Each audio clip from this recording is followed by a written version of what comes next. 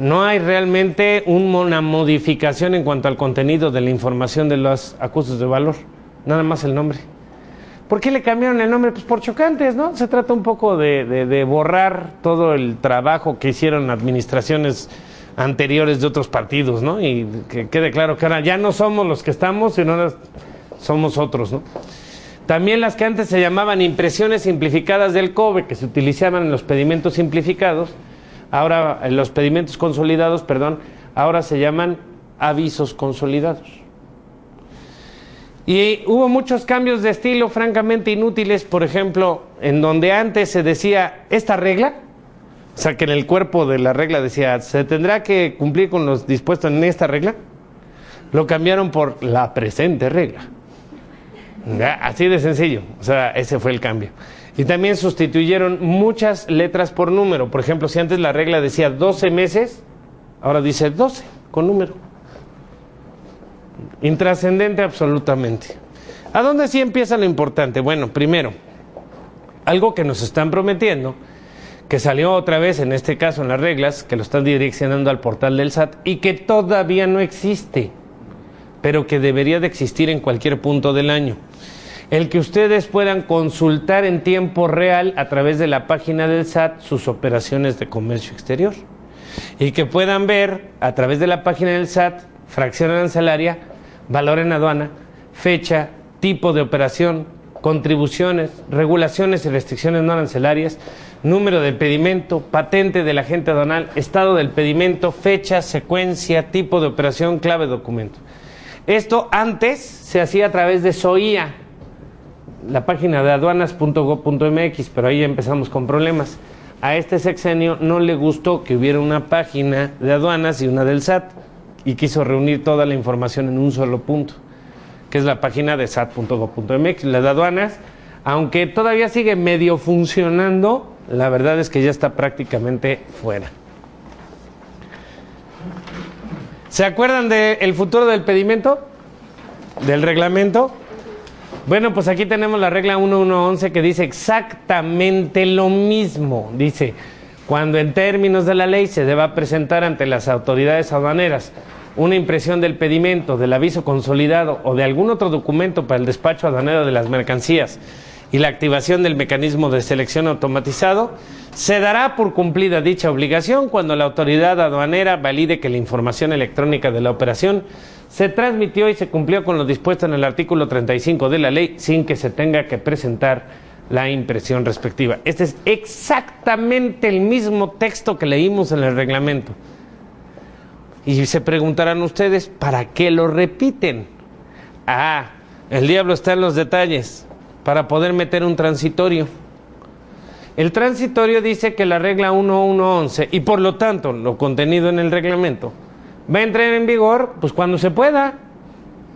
Ay, como se vaya pudiendo, o sea, no tiene una fecha cierta, sino que dice que se seguirá presentando la impresión simplificada de pedimento del aviso consolidado en tanto se implemente el mecanismo tecnológico que permita la transmisión a que se refiere la citada regla en cada una de las aduanas del país, y que para que vayas viendo en qué aduana se va a ir implementando, lo vas a ir consultando en la página sat.gov.mx. Entonces, ¿cuándo va a entrar en vigor esto de que ya no va a haber pedimentos? Pues a lo largo del año. De hecho, ya ha habido acercamientos por parte de la autoridad con las asociaciones de agentes aduanales y pues obviamente primero van a empezar por las aduanas más importantes, van a agarrar unas de piloto, a ver qué tal funciona, y luego, de hecho hasta se habla de que probablemente haya durante algún tiempo una forma simultánea, o sea que sigas imprimiendo la impresión simplificada y la tengas ahí por si se ofrece, actives en el pedimento, ya si falla el sistema, entonces ya pases el pedimento, ¿no? Y eso está por definirse a lo largo de este año. Padrones de importadores, les platiqué de las 40 maneras estúpidas de morir, ¿verdad? Las 44 ya con las del reglamento, muy correcto, muchas gracias Nancy. Bueno, pues quiero abundar sobre algunas de ellas que me preocupan por su redacción. Esta, por ejemplo, la fracción séptima, será causal de suspensión de padrón de importadores el que el contribuyente tenga créditos fiscales que no sean de comercio exterior, por más de 100,000 pesos. Y en la nueva redacción aclaran créditos que sean firmes y o determinados. Ahí les va, son términos abogadiles.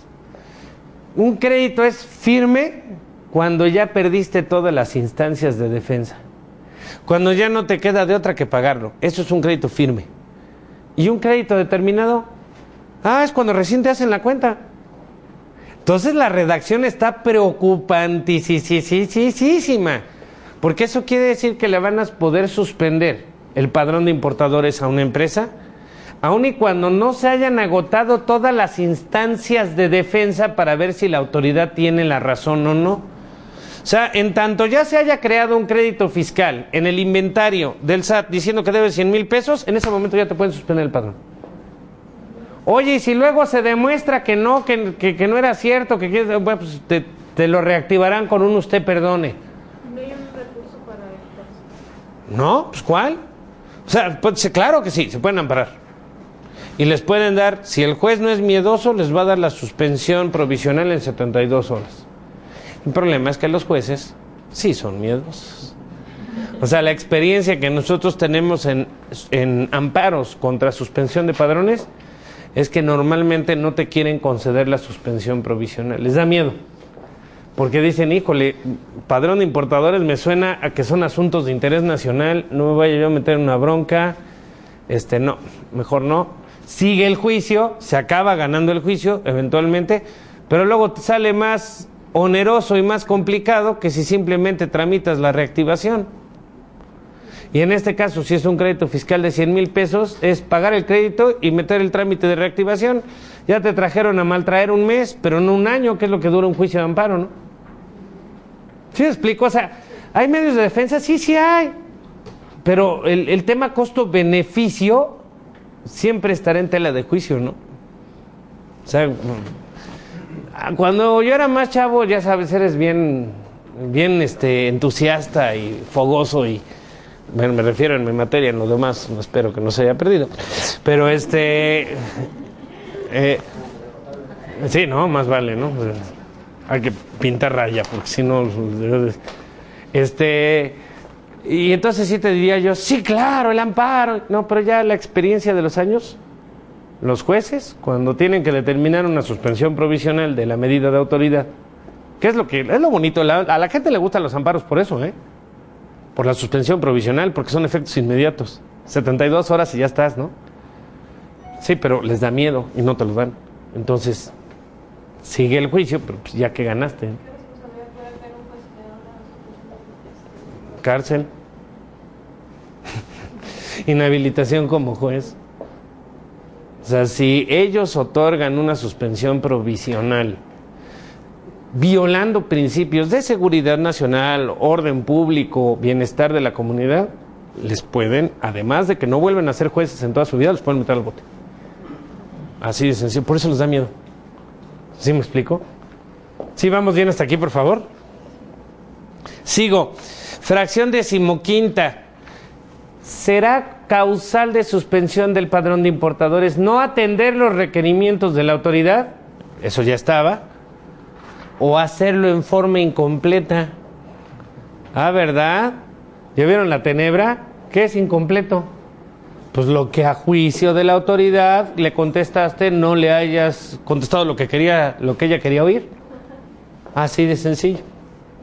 Esto puede aplicar para todas las facultades contenidas en el artículo 42 del Código Fiscal de la Federación. Esto es para requerimientos, visitas, revisión de dictamen de contadores públicos, auditorías, verificación de mercancías en el transporte. En cualquiera de esas instancias, si las respuestas, las pruebas aportadas, la información suministrada para el contribuyente es a juicio de la autoridad incompleta, pueden pedir la suspensión del padrón de importadores. Así de sencillo. Fracción 27ª, utilizar documentación falsa. Y ahí dirán, bueno, pues sí, ya si andas usando documentación falsa es porque sí ya no le tienes miedo a la muerte, ¿no? No necesariamente. Acuérdense que a veces la gente puede utilizar documentación falsa hasta movida por la buena intención. Conocí una empresa que muy tierna decía, Es que mi proveedor no sabe hacer las facturas, por más que le he mandado correos explicándole cómo las necesito, siempre me las manda como le da la gana, pues ya mejor las hago yo. Y entonces se aventaba las facturas de su proveedor, así con el logotipo y con toda la cosa. Y ni siquiera era un tema de subvaluación o algo por el estilo, ¿eh? O sea, simplemente era para que tuvieran todos los requisitos. Y obviamente aquí, pues la agencia aduanal se enteró, pues el día que lo confesó la empresa, porque si no, ¿cómo vas a ver? Pues ella, tú ves un archivo hecho bonito, con logotipo de la empresa, con todo, en PDF y todo, pues tú dices, pues sí ha de ser, ¿no? ¿Cómo vas a saber que es falso? Lo malo es que si nosotros esto lo amarramos con lo que vimos de las compulsas internacionales que se pueden realizar, pues el asunto está preocupante. ¿Saben cómo nos enteramos de que hacía las facturas falsas? Pues porque el proveedor le hizo una auditoría. Entonces le dijo algo así como, Chirrión, qué bonitos están tus formatos, están mejores que los míos, ¿no? Así fue como votó el asunto. Fracción 28ª. Mercancías que ostenten marcas de país de origen, no marcas registradas, marcas que correspondan a países que exportan bajo prácticas desleales. También ahí te van a suspender el padrón. Ahora vamos a operaciones vulnerables. Esto de las operaciones vulnerables, ustedes saben que emana de la ley antilavado de dinero. No es su verdadero nombre es esa. Ley Federal para la Prevención e Identificación de Operaciones con Recursos de Procedencia Ilícita. Pero todo el mundo le dice la ley antilavado de dinero. Y ya por ahorrar palabras hay gente que le dice la ley de lavado de dinero, que ese sí ya es llevarlo a un extremo, porque entonces es como si la ley te dijera cómo lavar dinero, ¿no? Cuando tú haces una operación de las consideradas vulnerables dentro de la ley, el único efecto que tienes como importador es que las contribuciones las tienes que pagar directamente de tu cuenta, utilizando el PECA, ¿sí? El pago electrónico centralizado aduanero. No me digan que no es buen nombre eso de PECA, ¿no? Sería un buen eslogan incluso para un banco, ¿no? Ven y peca con nosotros, ¿no? Ese es el efecto neto, pero hay ciertas mercancías, y aquí atención, de repente hay empresas y hay agencias aduanales que caen en excesos. Hay que consultar el artículo 17 de la ley antilavado de dinero, porque, por ejemplo, ahí se establece relojes. Y conozco empresas que dicen, relojes, actividad vulnerable, pago de contribuciones directas y no en tu despacho. Oye, pues son relojes de Kitty. Cuando la ley lo que dice es que en ese caso serían relojes que valieran más de 38,000 pesos. Está dado en salarios mínimos. Entonces también no exageren, no se pasen. O sea, hay que leer la ley y aplicar como debe de ser. Precisamente para los casos en donde se tiene que determinar si la operación es vulnerable partiendo del valor de las mercancías, esta regla, yo quiero pensar que está bien intencionada, pero les falló un poco la redacción, porque lo que hace es que en lugar de dividir el valor en aduana entre unidades de medida de TIJIE, cambiaron para que ahora fuera el valor comercial consignado en el pedimento dividido entre unidad de medida comercial. Entonces, aparentemente le hicieron un favor al contribuyente porque obviamente ese valor no lleva fletes y seguros, no lleva los incrementables, ¿no? Entonces es menos probable que si estabas en la rayita de caer en operación vulnerable, con eso ya no caigas. Nada más el único error que tiene la regla es que dice valor comercial. Y en los pedimentos de importación no hay valor comercial. Se llama precio pagado. Es el campo 14 del encabezado y de las partidas. No se llama valor comercial. El campo valor comercial solo se emplea en pedimentos de exportación. O sea que la regaron ahí. ¿Sí vamos bien hasta aquí, por favor? Una regla nueva, interesante, para efectos de el tema de IEPS e IVA. Los bienes que se vayan a someter a transformación, elaboración o reparación en maquila de exportación, depósito fiscal de la industria automotriz, ¿sí? El cálculo de las contribuciones cuando se opte por pagar el impuesto, porque acuérdense que es una de las opciones. Una es pagar, o sea, pueden garantizar, pueden certificarse o pueden pagar el IVA y el IEPS. Cuando opten por pagar, nos aclara la regla que para el cálculo de estos impuestos van a tener que ingresar las tasas o tarifas aplicables a todas las contribuciones y aprovechamientos que se tendrían que pagar con motivo de una importación definitiva. Esto quiere decir que si yo iba a importar una mercancía, por ejemplo, originaria de China, sujeta a cuotas compensatorias, no voy a pagar las cuotas porque lo voy a meter bajo el régimen temporal en IMEX. Pero como opté por pagar el IVA, sí tengo que hacer el cálculo del IVA como si sí lo estuviera pagando. No me las van a hacer exigibles, pero para el cálculo de la base gravable del IVA, la voy a tener que sumar como si sí estuviera pagando las cuotas compensatorias. Lo mismo para el DTA, lo mismo para el IGI, ¿correcto? Como si sí los estuviera pagando. A eso se refiere la regla 1634. ¿Dudas hasta aquí, por favor? ¿Vamos bien? No conozco muchas empresas IMEX que hayan optado por pagar. Sí he conocido algunas. Por ejemplo, una empresa que se dedica a la exportación de tomate en rama. Entonces me dice, mira, yo lo que importo realmente son plaguicidas, que están a tasa cero de IVA. Voy a tener que pagar IEPS, pero ¿qué crees? La misma ley del IEPS dice que cuando yo exporte me lo devuelven. Entonces ni me metí al rollo de la certificación. Ay, cuando se ofrezca que me quiera traer una maquinaria, dice, también es muy probable, como tengo invernaderos hidropónicos, es muy probable que no pague IVA de todas maneras. Entonces, ¿para qué me certifico? Se ahorraron la fatiga, pero son los menos. La mayoría de las empresas IMEX, si quieren sobrevivir, pues están buscando la certificación, no hay más, ¿no? Porque si no el flujo de efectivo se ve sumamente afectado, ¿no? En cuanto a los acuses de valor, no hay absolutamente ningún cambio, nada más el nombre, y solo aclaran el tema de los escritos libres. Es un tema divertido. Ahora todo el mundo está muy alborotado con esto de los escritos libres de la regla 122. ¿Qué dice esa regla 122? Ah, pues muy sencillo. Dice que cuando tú ingreses una promoción ante la autoridad aduanera, esto es las famosas cartas aclaratorias, explicativas, consultas, todo lo que tú le quieras decir a la autoridad. La regla 122 dice, tiene que reunir los requisitos, según sea el caso, del 18A del Código Fiscal de la Federación, todo esto es puro código, y del 19. El 18A solamente es cuando el escrito es una consulta.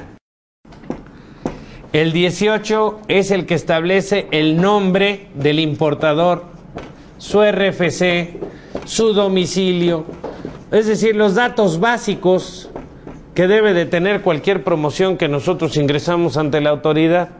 Correo electrónico, dice ahora, ¿sí? Cosas así. El 18A ya es más sofisticado, ese solo se utiliza para consultas.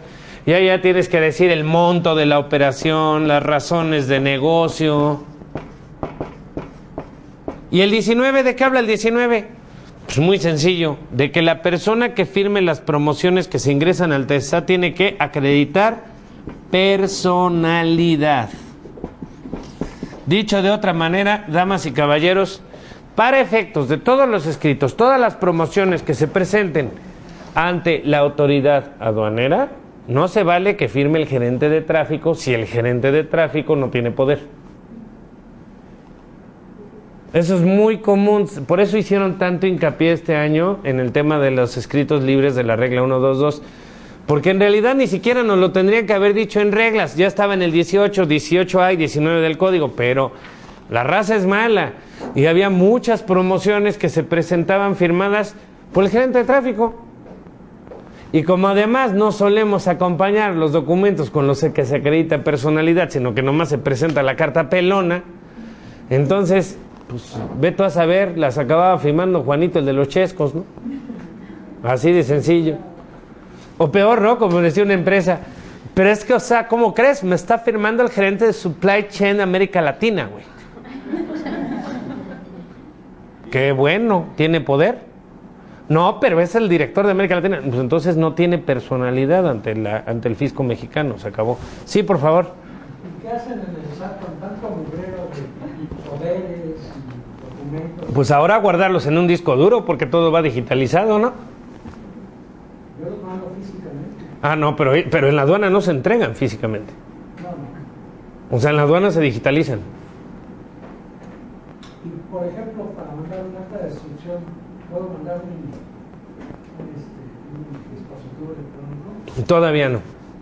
De hecho, todas las promociones que se presentan ante las administraciones locales van a ir migrando de manera gradual hacia la versión electrónica.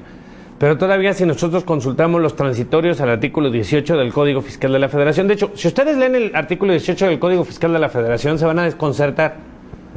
Porque comienza diciendo que todas las promociones deben ser electrónicas y deben de llevar la firma electrónica avanzada y que Entonces dice uno, pues qué ole, pues esto ya no se parece a las cartas que yo meto a la administración local que corresponde a mi domicilio. Pero si nos vamos a las transitorios de las reformas de ese año, dice, bueno, conforme se vaya pudiendo. O sea, gradualmente el SAT va a ir incorporando en su página de trámites más y más cosas que ya se van a poder hacer por la vía electrónica. Pero mientras eso no suceda, se siguen presentando de forma convencional. No vayamos más lejos, los recursos de revocación, que pues, con mucho es uno de los trabajos más importantes que desempeñamos ahí en el despacho, siguen presentando en papel, ¿eh? Eso se siguen presentando todavía en papel y con sus 3 tantos. Porque todavía no existe dentro del catálogo de trámites del SAT el recurso de revocación electrónico. Sí existe en el tribunal, esa ya es otra historia, o sea, en el tribunal sí ya hay juicio en línea, que por cierto no sirve para nada. Está lleno de fallas el sistema. Por eso muchos que somos de esos amantes a la antigua, seguimos presentando las demandas de nulidad en papel, porque todavía es optativo. Porque sí, ya ha habido casos de despachos que se han llevado el sustito de que, oye, y el escrito en donde promoví tal cosa, no nos apareció de haber sido un error del sistema. En cambio ya con el sellito como que te defiendes, ¿no? Y en un juicio no te la vas a andar jugando. Entonces nosotros, por ejemplo, ahí en el despacho, yo sé que nos vamos a oír muy anticuados, pero seguimos presentando los juicios de nulidad en papel, ¿eh? Por seguridad. Por seguridad, o sea... Hasta que me digan de veras que el sistema de juicio en línea está a todo dar, entonces. Pero ahorita sí hemos tenido casos cercanos, no nos ha pasado a nosotros, afortunadamente, pero sí de colegas que se han llevado un chasco porque presentan alguna promoción, alguna cuestión intermedia del juicio y pues el tribunal nunca no lo recibe, pues, o sea, el sistema da la apariencia de que sí lo recibió, pero no lo reciben. Esos son errores de sistema y habrá que trabajar todavía en ellos. Entonces, ¿sí nos vamos entendiendo? Muy bien. Ahora, sigo avanzando. Regularizaciones. Aquí hubo todo un argüende, porque precisamente este año. Hay que hacer una distinción, que a lo mejor es algo que no hice hace rato y que vale mucho la pena. No es lo mismo regularizar que cambiar de régimen. Se cambia de régimen una mercancía cuando todavía está en plazo de permanencia en el país. Se regulariza por una de 2 causas. O porque no tengo documentación que acredite la legal estancia, o porque ya se venció su plazo de importación temporal. Entonces ya hablamos de una auténtica regularización. ¿Qué cambios hay en torno a las regularizaciones? Bueno, antes teníamos 3 reglas. La 251, que servía para regularizar mercancía que no tenía documentos, mercancía sin papeles, la típica de, ay, me encontré una máquina, ¿no? Así. Ay. Sí, la enconejadora, ¿no? La 252 para importaciones temporales vencidas, pero ojo, esa solo servía siempre y cuando no se tratara de maquinaria y herramental duradero. Y la 254 era la de la maquinaria y el herramental duradero. Ahora cambió. Ahora, la 251 sirve para regularizar cualquier mercancía, independientemente de que sea maquinaria o no, de que no tenga papeles. La 252 para cualquier importación temporal vencida, ya sea maquinaria o no. Y la 254 ya habla de otro rollo. De hecho, el mapa quedó ahora así. La 253 va a servir para regularización de almacenes generales de depósito cuando les llegan excedentes. La 254, que era la de la maquinaria, Ahora es regularización de instituciones de crédito que hubieran obtenido bienes por adjudicación judicial. ¿Eso qué quiere decir? Pues que el banco se cobró a lo chino con las cosas y no tiene pedimentos, ¿no? Porque obviamente al que le quitaron las cosas, pues, oye, no habrá manera que me pases el pedimento, pues que te lo dé tu abuela, ¿no? Si me acabas de despojar, ¿no? Entonces ahí ya pueden regularizar. 255 para mercancías de seguridad nacional en poder de las dependencias que se dedican a eso. O sea, literalmente así, es que no tenemos pedimento para las metralletas. Pues entonces con eso se regulariza. Y finalmente la triste 256, digo triste porque ni debería de existir, pero pues ni modo, aquí nos tocó vivir, que es para regularizar mercancías de régimen de depósito fiscal temporales que se las roben. No, ese es para robo específicamente. Ahora bien, O sea que si me la robo, ¿la puedo regularizar con esa regla? sí, sin duda, se pagan impuestos. Sí, o sea, un retorno de IMEX que se lo roban en el camino, que ya no llega a la aduana, se tiene que regularizar, hay que pagar los impuestos. De hecho, esa fue una discusión muy fuerte que hubo cuando se creó la ley aduanera. Déjenme les cuento que, bueno, yo tuve la suerte de que mi jefe de aquel entonces le daba una flojera horrenda ir a las reuniones del Consejo Asesor Fiscal. Yo estaba bien chamaquito, y entonces me dice, a ti te toca ir a ver cómo está eso de que se va a hacer una nueva ley aduanera, ¿no? Entonces me tocó ver nacer la ley aduanera. Y una de las discusiones más agrias que teníamos ahí en 1996 con la autoridad era, oye, hay mucha inseguridad en el país. Imagínate comparado como estamos ahorita. Pero hay mucha inseguridad en el país, debería de haber un excluyente de responsabilidad fiscal por robo. Y contestaba la autoridad, de ninguna manera.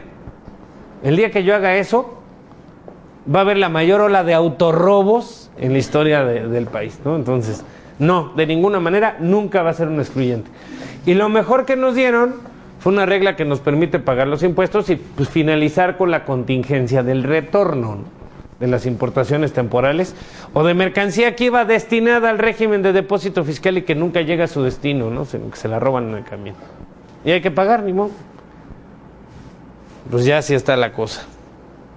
Ahora, regresemos a la 251. ¿Cuáles son los rasgos destacados a compartir en esta edición de las reglas? Bueno, el primero es que, como decíamos, aquí se va a regularizar cualquier mercancía que no sea de las 252, o sea, que no sea temporales vencidos. Cambia un poco la redacción, el estilo de redacción, y en la versión de las reglas del 7 de abril había salido que la regularización se tenía que hacer en la aduana donde estuvieran los bienes. Ya se echaron para atrás en la primera resolución modificatoria de las reglas, ya dijeron, no, sí, pues nos están cuenteando todo el mundo porque decían, oye, ¿de veras los bienes están en la aduana? Acá están. Porque la autoridad no tenía la capacidad de ir a revisar a ver si sí estaban, ¿no? Entonces decían, ¿ya están? Sí, aquí están. Y al día siguiente iban, ¿qué pasó? No, pues ya nos las llevamos a otro lado, ¿no? Así de sencillo. Y a partir de la primera modificación de las reglas ya se puede hacer en la aduana de la preferencia del contribuyente.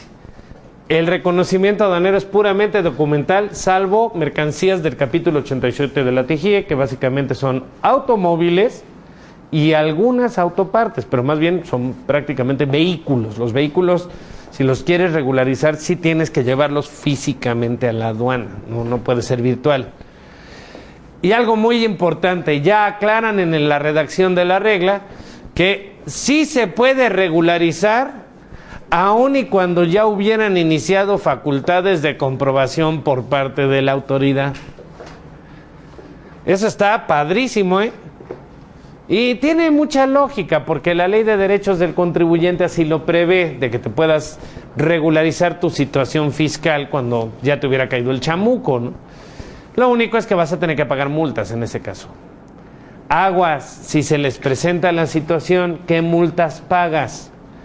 No deben ser las multas normales de ley aduanera. Pónganse vivos, apliquen la multa de Ley de Derechos del Contribuyente. La Ley de Derechos del Contribuyente permite multas de entre el 20 y 30% de los impuestos omitidos, que no es lo mismo al 130% de los impuestos omitidos. ¿Sí ven ustedes la enorme diferencia? Entonces ahí hay que ponerse muy vivo. Pero bueno, al final es una opción que se implementa porque para la autoridad es atractivo, porque recaudan, acaban recaudando, les va bien. De hecho, ellos mismos te lo proponen. Ahora ya cuando te